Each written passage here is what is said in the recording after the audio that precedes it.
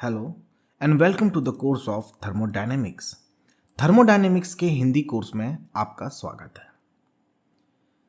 इसका English version already मेरे profile में है, आप जाके उसे देख सकते हैं। उसका बहुत अच्छा पॉजिटिव रिस्पांस मुझे मिला है, ओवरऑल ग्लोबली मिला है। बहुत सारे अलग अलग देश के बच्चों ने पसंद भी किया, बट बहुत सारे बच्चों का मेरे पास, इंडिया के बच्चों का, भारतीय बच्चों का मेरे पास क्वेरी ये आया है कि सर आप हिंदी में कोर्सेज क्यों नहीं बनाते हैं। सिर्फ थर्मोडायनेमिक्स का नहीं, सभी कोर्सेज का उनका यही सवाल था। तो मेरा एक प्रयास है कि मैं हिंदी में कन्वर्ट करूं अपने सारे कोर्सेज को और बच्चों के सामने रखूं।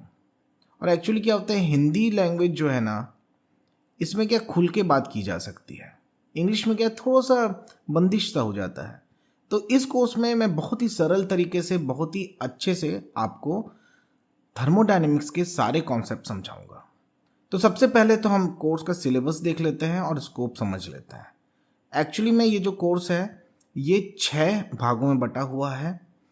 आपका सबसे पहले तो इंट्रोडक्टरी पोर्शन है। इंट्रोडक्टरी पोर्शन में थर्मोडायनेमिक्स क्या है, थर्मोडायनेमिक सिस्टम क्या होता है, प्रोसेसेस क्या होते हैं, प्रॉपर्टीज़ क्या क्या होती हैं, इंट्रिंसिक प्रॉपर्टी, एक्सट्रिंसिक प्रॉपर्टी, ये सारी चीज़ें हम इंट्रोडक्शन में, मतलब कि पहले यूनिट में पढ़ेंगे।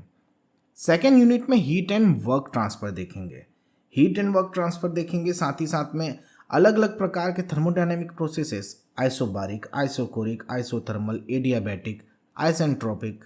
आइसेंट्रोपिक एडियाबैटिक एक ही होता है। तो इस तरह से इसमें हम प्रोपेगेट करेंगे सभी प्रोसेसेस का, हीट ट्रांसफ़र, वर्क ट्रांसफ़र, ये सारी चीज़ें देखेंगे। उसके बाद में हम लोग फर्स्ट लॉ में आ जाएंगे, थर्मोडायनेमिक्स के सबसे पहले, सबसे बेसिक लॉ में, और उसके सारे के सारे टॉपिक्स को हम समझेंगे। और उसके बाद ये दोनों एक्चुअली में एक ही श्रृंखला का हिस्सा है, एक ही चीज़ है। आपका स्टडी फ्लो एनर्जी इक्वेशन जो है वो भी फर्स्ट लॉ के अंदर में ही आता है, बट इसको मैं सेपरेट यूनिट करके इसलिए रखा हुआ है ताकि इसको और अच्छे से समझा सकूँ। देन हम लोग प्रोपेगेट करेंगे सेकेंड लॉ में।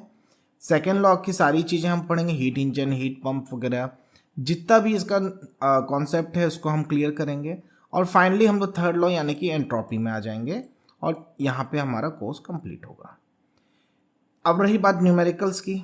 न्यूमेरिकल्स मैंने बहुत ज़्यादा कवर नहीं किए हैं, सिर्फ इतना किया है कि जिससे आपका कॉन्सेप्ट तो क्लियर हो जाए। तो उसमें आपको थोड़ा सा खुद से संघर्ष करना पड़ेगा। आप क्वेश्चन एंड आंसर सेक्शन जो है उसमें आके आप अपने जो भी डाउट्स हैं आप उसको बिल्कुल पूछ सकते हैं। और चलिए शुरू करते हैं।